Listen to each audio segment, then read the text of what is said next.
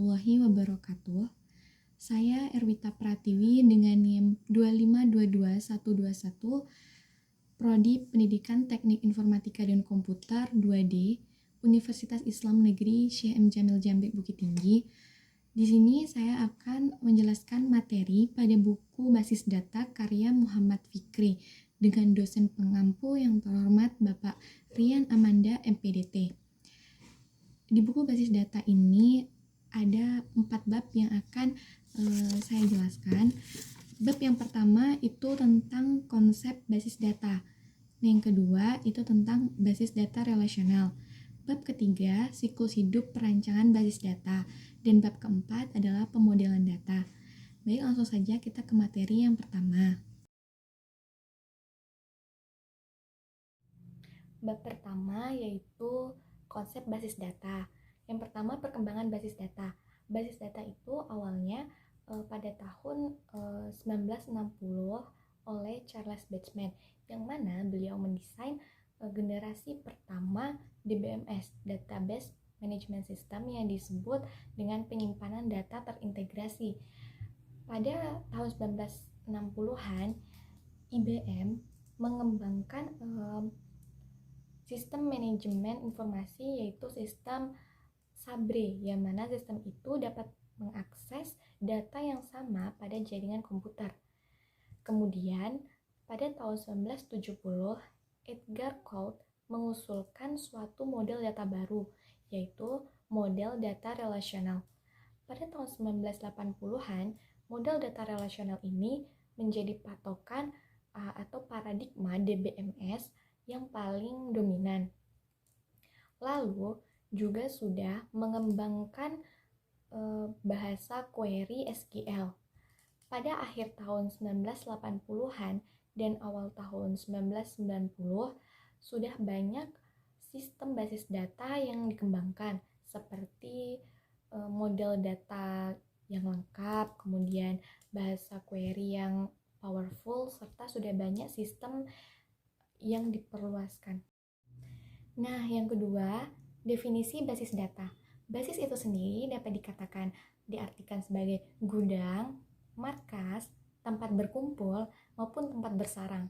Sedangkan data adalah representasi atau gambaran fakta dunia nyata yang mewakili suatu objek yang dapat disimpan dalam bentuk teks, kemudian angka, gambar, maupun video, dan lain sebagainya.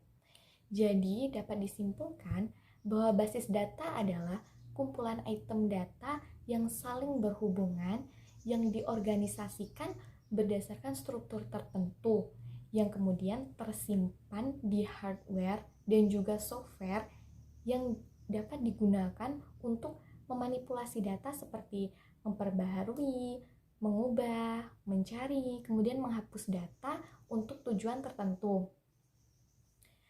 Basis data memungkinkan pengguna untuk menyimpan, mengakses, serta mengelola data dengan efisien.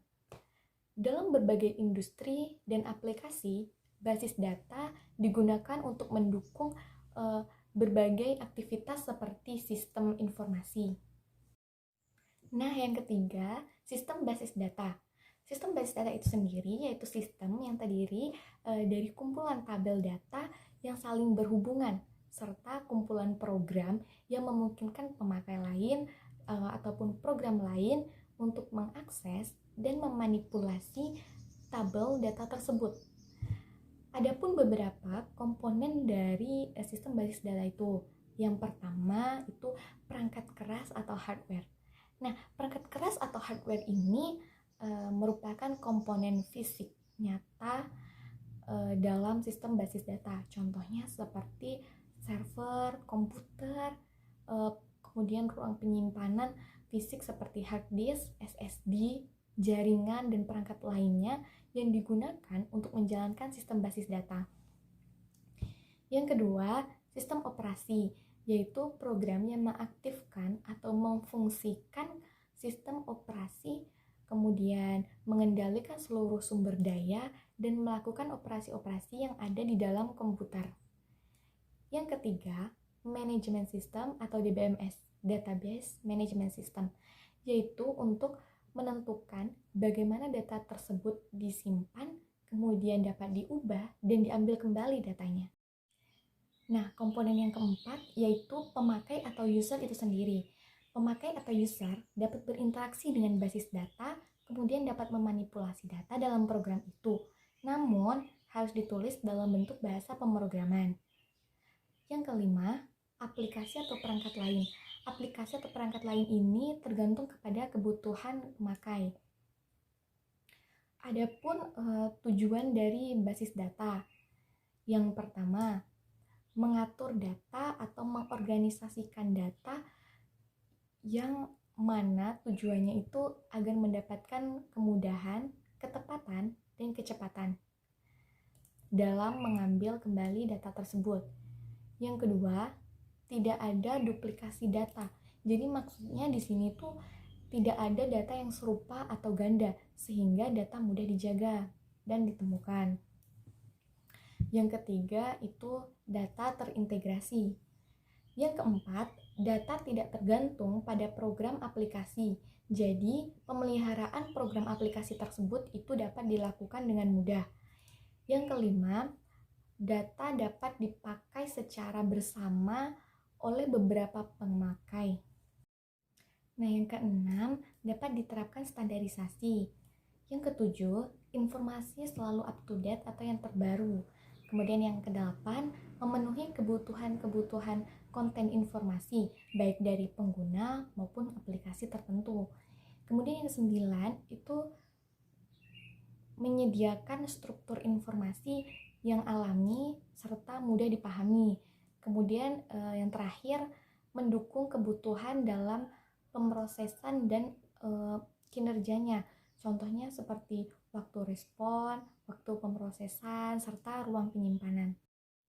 Nah, pasti teman-teman bertanya kan, apa sih manfaatnya basis data ini? Nah, yang pertama, kecepatan dan kemudahan atau speed, yang mana ini tuh dapat menyimpan dan melakukan perubahan atau manipulasi data dan juga dapat menampilkan kembali data tersebut dengan lebih cepat dan mudah. Nah, yang kedua, kebersamaan pemakaiannya atau shareability gitu. Yang mana pemakaian basis data itu tidak terbatas, dapat dilakukan oleh beberapa orang dalam satu lokasi. Nah, yang ketiga itu pemusatan kontrol data, yang mana data itu terpusat pada satu tempat penyimpanan. Jadi kita dapat mengaksesnya itu kapan saja. Yang keempat, efisiensi ruang penyimpanan atau space. Jadi tidak ada redundansi data sehingga itu lebih efisien atau optimal dalam penggunaan ruang penyimpanan. Yang kelima itu keakuratan, yaitu dengan pemanfaatan pengkodean dengan batasan tertentu, sehingga tidak akan ada data yang sama dalam penyimpanan tersebut. Nah, manfaat yang keenam yaitu ketersediaannya. Jadi maksudnya karena adanya kepentingan pemakaian data, basis data itu memiliki data yang disebar di banyak lokasi. Kemudian yang ketujuh, kelengkapan data yang diinput dalam basis data itu punya ruang yang besar sehingga data yang dimasukkan dalam jumlah yang banyak itu sesuai dengan kebutuhan penggunanya. Yang kedelapan yaitu keamanan, yaitu untuk melindungi data dari akses yang tidak sah dan juga menjaga privasi pengguna. Ini melibatkan pengaturan hak akses, enkripsi data, dan langkah-langkah keamanan lainnya. Dengan adanya password, setiap pemakai basis data, sehingga dengan password tersebut kita dapat menentukan siapa saja yang boleh mengakses data tersebut. Nah, yang kesembilan, kemudahan dalam pembuatan program aplikasi baru. Jadi maksudnya data yang disimpan itu dapat diekspor ke aplikasi lain untuk menjamin bahwa data tersebut itu terjaga. Kemudian yang terakhir, user view. Maksudnya, pemakai dapat melihat langsung tampilan dari inputan data tersebut sehingga memudahkan pemakai dalam mengelola data tersebut. Nah, resiko apa sih dalam pemakaian basis data ini yang dapat kita rasakan untuk resikonya? Yang pertama, perlu personil khusus. Yang kedua itu perlu perangkat lunak, bahkan perangkat keras yang khusus. Yang ketiga, perlu adanya backup secara eksplisit, yaitu proses untuk mencadangkan data secara teratur dan kemudian memulihkan data jika ada kegagalan sistem atau kehilangan data. Yang keempat, konflik pada data yang dipakai secara bersamaan. Kemudian yang terakhir, perlu konsensus antara organisasi yang memakai basis data tersebut. Nah, operasi-operasi dasar yang ada pada basis data itu yang pertama, pembuatan basis data. Yang kedua, penghapusan basis data. Kemudian yang ketiga, pembuatan file atau tabel. Kemudian yang keempat, penghapusan file atau tabel. Kemudian yang kelima, pengubahan tabel. Yang keenam, penambahan data. Kemudian pengambilan data. Dan yang terakhir itu penghapusan data. Beberapa tahap dalam pengumpulan dan analisis data. Yang pertama itu menentukan kelompok pemakai dan bidang-bidang aplikasinya. Yang kedua, melakukan peninjauan dokumentasi yang ada. Kemudian yang ketiga, analisis lingkungan operasi dan pemrosesan data. Yang terakhir, kita dapat membuat dan menyusun daftar pertanyaan dan wawancara yang mana jawabannya itu dikumpulkan dari pemakai basis data itu sendiri. Yang keempat, Database Management System atau DBMS, yaitu sistem pengorganisasian dan pengolahan database pada komputer yang mana ini dirancang agar mampu melakukan berbagai data dengan referensi data yang sama. Terobosan atau pemikiran yang menjembatani DBMS ini adalah Relational Database Management System atau RDBMS. Yang mana RDBMS ini mengorganisasikan data dalam struktur, kemudian memaksimalkan dan menghubungkan antar kumpulan data yang disimpan dalam database. Terobosan selanjutnya adalah Distributed Relational Database Management System atau biasa disebut DRDBMS, yaitu yang memungkinkan informasi itu berada pada baris data di lokasi yang berbeda tetapi dapat diakses dari semua lokasi. DBMS yang banyak ditawarkan oleh perusahaan antara lain Oracle, MySQL, Microsoft Access, MySQLite, dan lain sebagainya. Lalu apa sih fungsi dari DBMS ini atau Database Management System ini? Nah, yang pertama, untuk penyimpanan data. DBMS ini bertanggung jawab untuk menyimpan data secara efisien di penyimpanan fisik seperti hard disk atau SSD. Yang kedua, manajemen akses data.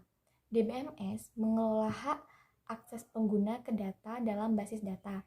Kemudian yang ketiga, bahasa basis data.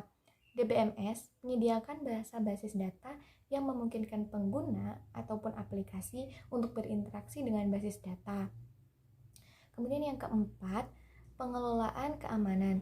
DBMS menyediakan fitur keamanan untuk melindungi data dari akses yang tidak sah. Kemudian yang kelima, pemulihan data. DBMS memiliki mekanisme pemulihan data untuk mengatasi kegagalan sistem atau kehilangan data.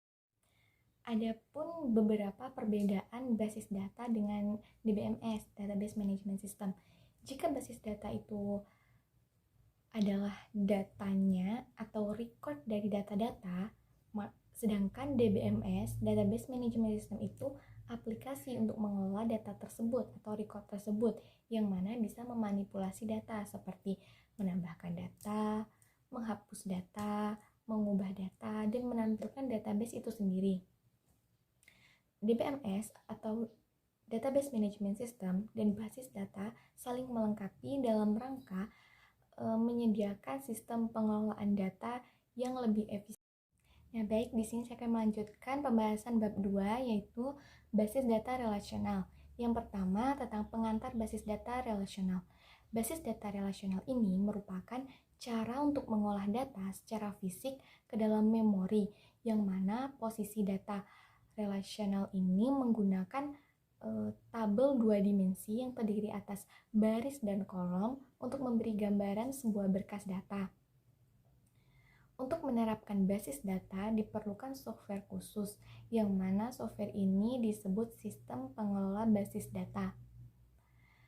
Ada beberapa contoh sistem basis data relasional yang populer, kayak contohnya MySQL, Oracle, Microsoft SQL Server, dan lain sebagainya. Basis data relasional ini digunakan secara luas dalam berbagai aplikasi dan industri, termasuk sistem manajemen informasi, e-commerce, perbankan, dan masih banyak lagi. Adapun keunggulan basis data relasional ini, yang pertama, bentuknya itu sederhana. Yang kedua, mudah untuk melakukan berbagai operasi data. Nah, istilah-istilah dalam basis data relasional diantaranya yang pertama itu relasi. Relasi yaitu tabel yang terdiri dari kolom dan juga baris. Yang kedua itu atribut. Atribut adalah kolom yang ada pada sebuah relasi. Yang ketiga itu tupel, baris yang ada dalam sebuah relasi. Yang keempat itu domain. Domain adalah kumpulan nilai yang valid, benar adanya dalam satu atau lebih atribut. Kemudian yang kelima itu derajat atau degree, jumlah atribut dalam suatu relasi. Kemudian yang terakhir itu cardinality. Ada beberapa macam relational case. Yang pertama itu super key, ialah sekumpulan atribut yang unik yang dapat mengidentifikasi suatu baris dalam tabel relasi. Kemudian yang kedua, candidate key, yaitu relasi yang punya lebih dari satu key. Yang ketiga itu primary key, yaitu candidate key yang dipilih sebagai pengidentifikasi unik pada sebuah tabel relasi. Kemudian terakhir alternate key. Nah, bahasa pada basis data relasional yang digunakan ialah bahasa query, terbagi atas dua. Yang pertama bahasa formal, yaitu bahasa query yang diterjemahkan dengan simbol matematis. Contohnya seperti aljabar, kemudian kalkulus relasional. Kemudian yang kedua, bahasa komersial. Bahasa query ini dirancang sendiri oleh programmernya. Contohnya seperti SQL. Baik, di sini saya akan melanjutkan bab 3, yaitu tentang siklus hidup perancangan basis data. Yang pertama itu tentang aktivitas utamanya, yaitu pertama perencanaan database, yaitu aktivitas manajemen dari database application lifecycle yang direalisasikan seefektif dan seefisien mungkin. Nah, yang kedua kita masuk ke definisi sistem itu sendiri yang menjelaskan batasan dan cakupan dari aplikasi database dan user view yang utamanya. Kemudian yang ketiga itu analisis dan pengumpulan kebutuhan proses. Pengumpulan dan analisis informasi ini mengenai bagian organisasi yang didukung oleh aplikasi database. Kemudian informasi itu untuk kebutuhan user pada sistem yang baru. Nah, yang keempat itu ada database design, yaitu proses pembuatan suatu desain database yang mendukung tujuan serta operasi suatu enterprise. Ada beberapa pendekatan dalam langkah yang ini. Yang pertama itu top down, ada bottom up, kemudian inside out, dan mix. Nah, kita akan bahas satu persatu. Yang pertama itu top down, itu untuk mengidentifikasi entitas lower level, kemudian relationship, dan atribut lainnya. Yang kedua itu bottom up, itu dari atribut dasar dulu, kemudian dianalisis, lalu dikelompokkan ke dalam suatu relasi. Dan yang ketiga itu ada inside out, yaitu dengan identifikasi dulu entitas utamanya, kemudian menyebar ke seluruh entitas, relationship, dan atribut lainnya. Nah, yang keempat itu mix, yaitu mix antara bottom up dan juga top down. Nah, proses yang kelima, siklus yang kelima itu DBMS selection, Database Management System Selection, yaitu dengan pemilihan DBMS yang tepat itu tuh dapat mendukung aplikasi database itu sendiri. Nah, yang keenam itu desain aplikasi. Tahapannya mencakup pemahaman kebutuhan terhadap pengguna, kemudian merancang antar muka pengguna, kemudian arsitektur aplikasinya itu bagaimana, serta pengaturan visualnya. Yang ketujuh itu prototyping, yaitu membuat model kerja suatu aplikasi database. Kemudian yang kedelapan, data conversion dan loading, yaitu pemindahan data yang ada ke database yang baru, kemudian mengkonversikannya ke aplikasi yang ada sehingga dapat digunakan di database yang baru. Yang terakhir itu testing, proses eksekusi program aplikasi yang mana itu dapat membantu kita dalam menemukan kesalahan-kesalahan yang ada. Nah, yang terakhir itu ada prinsip-prinsip perancangan basis data, yaitu untuk membantu dalam merancang serta mengembangkan struktur basis data yang tepat sehingga lebih efisien, handal, dan dapat diakses dengan baik dan mudah.